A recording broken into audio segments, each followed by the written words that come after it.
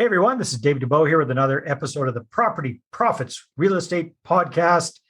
Today, zooming in all the way from pretty close to Minneapolis, isn't it? Is that right, Anthony? Very, very close. I'm like 2 blocks away from the Minneapolis border. All So right. I'm So just on the outskirts. We'll call it Minneapolis, Minnesota. We got Anthony Vicino. Anthony, thanks for joining us. And Anthony is a very accomplished real estate entrepreneur, podcaster, author, you name it. This guy's up to it. He's focusing on multifamily investing. He's got a podcast called Multifamily Investing Podcast. Hell of a good name for your podcast, seeing that that's what you focus on. Yeah. And just came out with a new book, Passive Investing Made Simple. That sounds wonderful. So, Anthony, welcome to the call. Thanks for having me. I really appreciate you taking the time to chat. Looking forward to hopefully bringing some value to your listeners. Well, I know you're going to bring value to the listeners. That's for sure, Anthony. So first of all, let's start with this. Why multifamily investing? Why? I mean, I drank the Kool-Aid. I'm a big believer. Why do you like to focus on multifamily? There's too many reasons to list. So we'll just take like the top, let's say 3. Sure. Let's take top 3. Because they're so good. There's so many reasons. And again, you drinking the Kool-Aid, I'm drinking it alongside you. But so the thing is, I started actually my real estate investing career with small residential. So triplexes, quads, things that didn't qualify as a commercial property. And I did pretty well in that space, but I did pretty well through no fault or credit to myself. It was all just catching waves of organic appreciation. So for context, on my very first property, I bought a triplex for $246,000. 9 months later, it had appreciated to $375,000. Wow. I did practically nothing. And you would think, wow, that's really cool. That sounds like a really great investment. Sure. But the thing that stood out was I didn't have any control. Since the valuations were based on comparables, it was just fortuitous that everybody else in that neighborhood had been selling all their properties for a lot more than what I had paid for it. Wasn't because I was some all-star operator or some really great investor. It was nothing like that. What I love about multifamily and the reason that I moved up in unit count was I wanted to have control. I wanted to know that the valuations of my buildings were tied to something that I was ultimately responsible for. So when we think about how these buildings are valued, that's based on NOI divided by cap rate. And the NOI is a reflection of our revenues minus our expenses. So on both fronts, I can come in, I can increase revenues, I can decrease expenses. Those are operational things that I control. So I love that part. That's number one. Control. Number two reason is taxes. It's not about what you make, it's about what you keep at the end of the day. And there's just nothing better when it comes to tax savings or tax avoidance. And that's not to be, confused with tax evasion, which is legal. Tax avoidance is a good thing. When we're talking about depreciation and accelerated depreciation and cost aggregation studies and bonus depreciation and all these things that really start to get amplified when it comes to the big multifamily. It's just something that you can't overvalue. But it's easy to overlook. And I think a lot of people do. And then the third reason we'll go with is inherent stability. With that triplex that I had, if somebody moved out, I was suddenly 33% vacant. And all that good cash flow that I had suddenly disappears. Mm-hmm. Whereas if I have 100-unit building and somebody moves out, I don't feel it as much. And the thing is, like, we're a nation of renters. And in the US, like, we see from both ends, both millennials who don't want to own their homes anymore, don't want to own homes, but also baby boomers who are at the end of their life's not life, but at the end of their, hey dude, take it easy. Right? Sorry, boomer. No, not the end of their life, but at the point in their life where the kids have moved out, they've moved on, they don't need the big house anymore. They want to start going and traveling and living life up to its fullest. And they're like, I don't need to be tied down to this really big house that I don't need anymore. So they're also in the US, the second largest demographic of renters ever more increasingly. So we're seeing it from both ends of the spectrum, which creates this really fortuitous supply demand curve. We're on the right side of it always, because there's always this shortage of supply, but this incredible rising demand. And like, those are the 3 reasons. So they're like, I could keep going, but at a certain point, it just sounds like a crazy person. Yeah, no. That's very well said. I love your top 3. That makes a lot of sense. So Anthony, there's a a lot involved with investing in multifamily properties, especially these bigger deals. What are you finding most effective these days for finding these good opportunities, especially because, your number one reason that you love multifamily is control and being able to increase the value of the property through your own efforts. Have you found anything these days that's working well for finding these underperforming assets? Yes. So everybody wants to be a unicorn hunter, but the problem with unicorns is they're very, very hard to find out in the wilderness, right? So I've never seen one myself. Yeah, you never see them. But Yeah. what we realized in 2020, and this came about not through brilliance on our part, but just as a pivot in response to COVID. Before that, we were doing heavy value adds, which meant we were going in, deploying a lot of CapEx to do renovations, move out tenants, bring in new tenants. And that became very difficult in an eviction moratorium environment, and supply chains were difficult with materials. So we made a shift and said, we want to go towards assets that have more inherent stability, that we don't need to deploy a ton of capital, but that there is that delta between in-place rents and market rent, and that we're buying it at a good basis. And so that's a unicorn deal. What we found out was, if you go and find the unicorn farmers, the guys, the gals who are raising unicorns, then you can just go buy it from them. So you're like, who are these unicorn farmers? Well, what we found, and this is again fortuitous, is that there's guys and the gals in our market, and in every market, there's like probably 15 to 20 operators who control the vast majority of the inventory. You go and find those people who have been in the game for 30 plus years. They have really low debt on their properties. They value tenants that are going to take care of their property and stay for a long time, so they're not driving up rents. And they're looking for easy transactions because they just want to get out. They want to move on to the next thing. So they don't want to be nickel and dimed. They don't want somebody coming back and not following through with what they said. And so that's what we did, is we started going finding these unicorn farmers, or these old school investors who own all the properties here in the Twin Cities. And we started making relationships with them. And we created a reputation in the community as people who follow through with what we say. We're good to our word. We'd never put a deal under contract that we don't close. We don't renegotiate unless there's something just catastrophically wrong that we couldn't have known about. And what that's done then is, on that first deal, we did 3 deals with a unicorn farmer, and then he referred us to one of his buddies who's also been in the market for 30 years. And then we did a deal with that guy, and then he referred us to another guy. And then last 6 deals have been through these unicorn farmers. Wow, that is brilliant. That's very, very smart. So yeah, these guys, they owe hardly nothing on the properties. They're pretty much free and clear. They're into the minimize the headache stage of their investing careers. So their properties are quite often under market rents. So then so once you get those properties, what do you do to increase the value of those properties without, completely shaking the tree there and kicking out all these old tenants?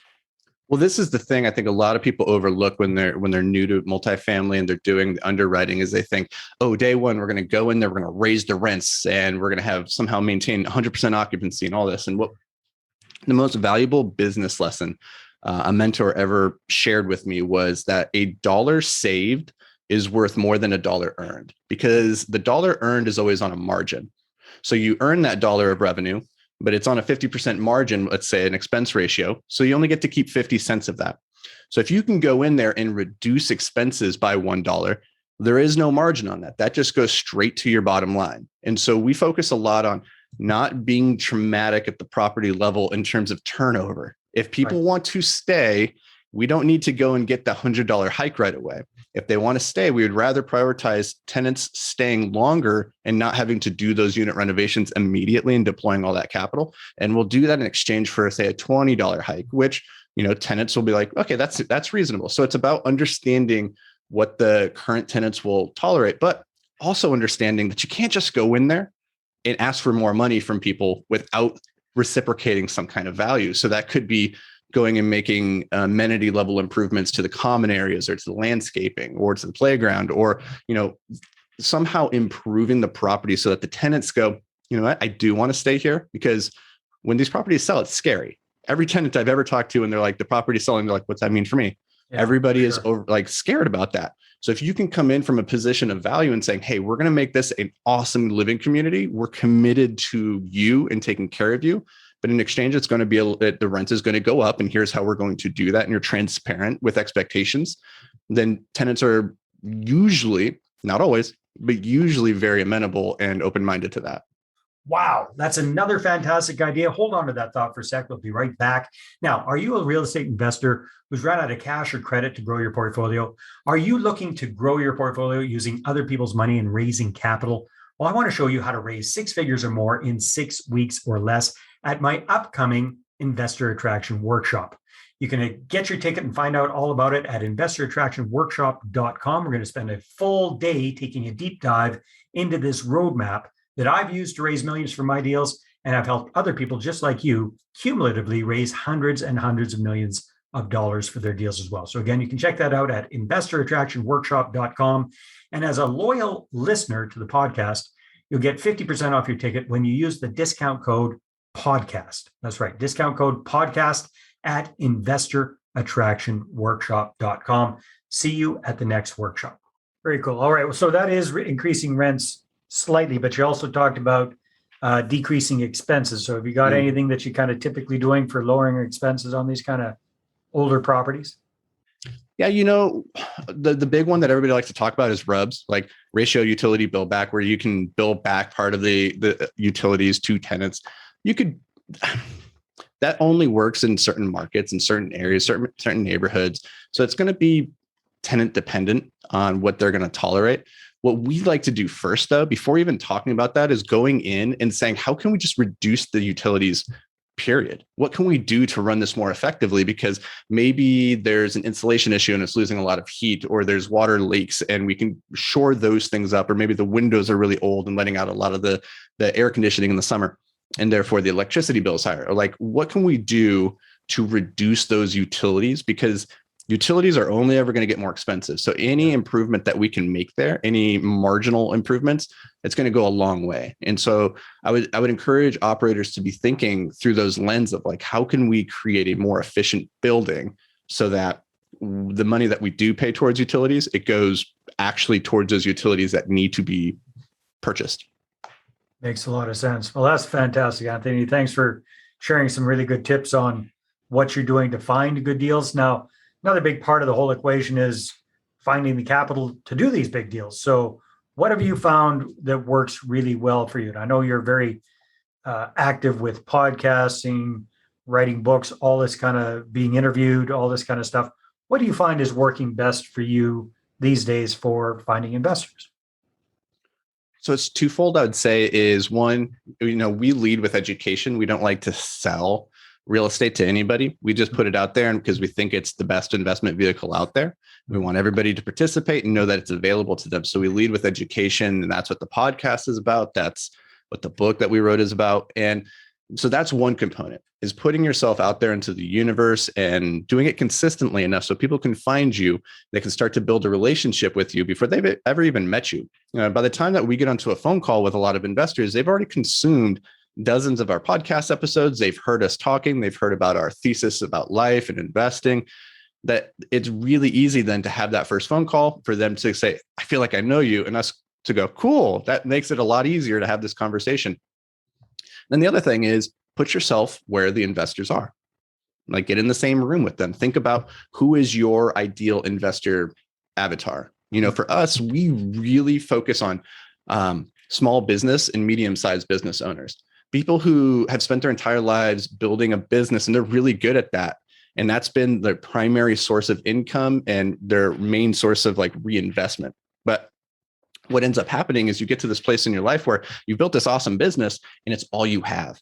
Mm-hmm. You're like the golden goose who's laid one big golden egg into one basket. So we like to come in and help these business owners say, okay, you can still have that egg, but let's take some of these other little eggs, start putting them into this other basket known as real estate investing to diversify and offset the risk there while also generating good returns. So for us, it's how do we get in the same room with business owners? Okay, go join groups where these people hang out, get on stage and talk to them, go to networking events. If you're a lawyer and you want to attract lawyers, go to lawyer events. If you're trying to attract CPAs, go to a CPA event. And I would encourage people to really think, like, who is your investor avatar? It can't be everybody. Right. It's somebody. So, and maybe everybody will eventually come invest with you. That happens. But really think through, like, who are you trying to get in the same room with? Smart. Very, very smart. So how have you found that podcasting and being an author and all of these kind of things has really kind of helped get that going? You talk about leading with education. You've got a very specific focus for your ideal investor avatar. How are you getting these kind of people to watch your podcast and get your book?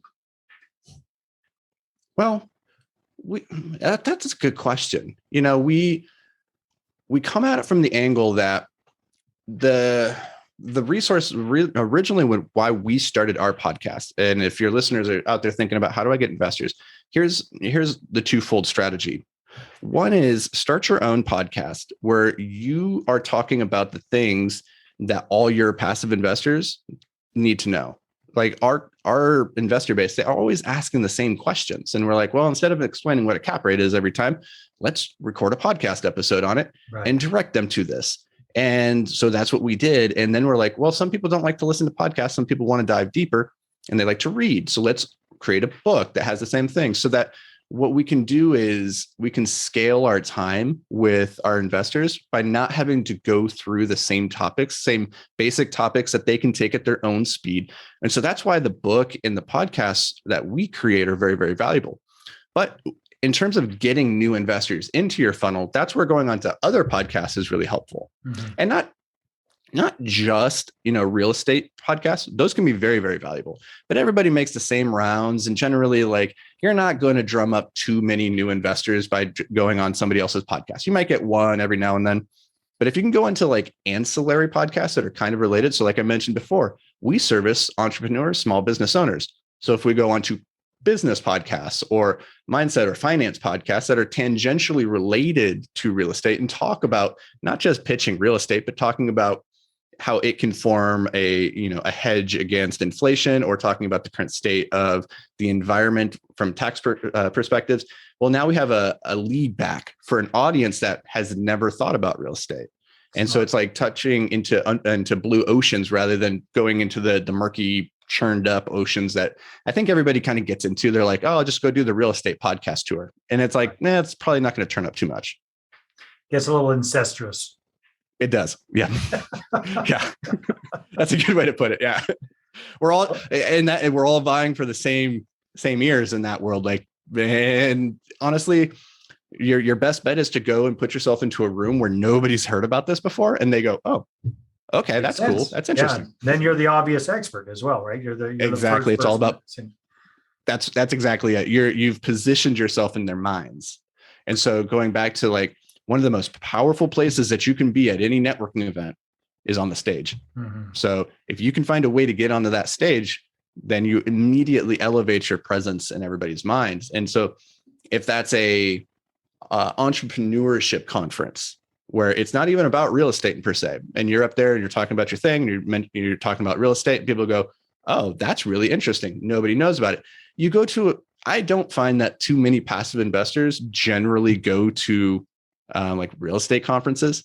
I think part of the beauty of being a passive investor is that you don't have to live and breathe the real estate. Yeah. Right. And so like be thinking about, like, most passive investors probably aren't listening to real estate podcasts and going to conferences. They're maybe going to their doctor conferences because they're high net worth individuals and they want to stay up on their skills. So if you can get in front of that crowd, now you can raise some capital. Definitely. Smart stuff. Anthony, this has been great. Time flies when we're having fun, but thank you very, very much for sharing some great insights, some great wisdom there. If people want to listen to more smart stuff from you on your podcast, where should they go for that? That I don't know about smart stuff, but if you want to hear more stuff, you can find Multifamily Investing Made Simple is the name of the podcast. And if you go to multifamilyinvestingpodcast.com, you'll find us. Beautiful. And if people want to take a look at your book, what should they do for that? So you can go to thepassiveinvestingbook.com. There are other passive investing books, but this is the passive investing book. So yeah, Make sure you put that in there. Or you can find it on Amazon. Passive Investing Made Simple.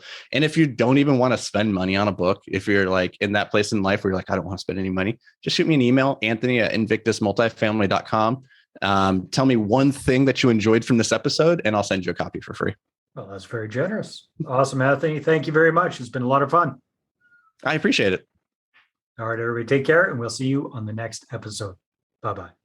Well, hey there. Thanks for tuning into the Property Profits Podcast. If you like this episode, that's great. Please go ahead and subscribe on iTunes. Give us a good review. That'd be awesome. I appreciate that. And if you're looking to attract investors and raise capital for your deals, then I'm going to invite you to get a complimentary copy of my newest book, right back there. There it is. The Money Partner Formula. You can get a PDF version at investorattractionbook.com. Again, investorattractionbook.com. Take care.